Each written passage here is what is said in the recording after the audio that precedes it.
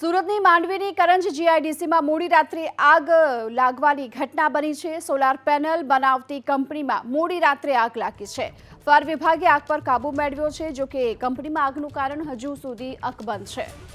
Solar panel બનાવતી આ કંપનીમાં મોડી રાત્રે આગની ઘટના બની છે।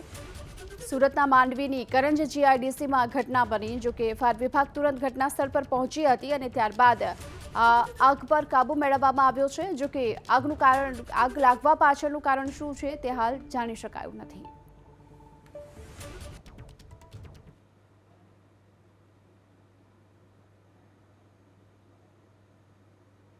3:30 વાગે આજે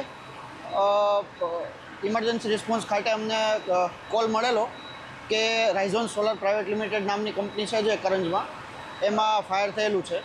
એટલે ત્યારબાદ 6 જેટલી ફાયર ફાઇટરની ટીમો અમે ઘટના સ્થળે રવાના કરેલી અને 3 કલાકના અત્યારે ફાયર ફાઇટિંગ બાદ પરિસ્થિતિ હાલ કાબૂમાં છે।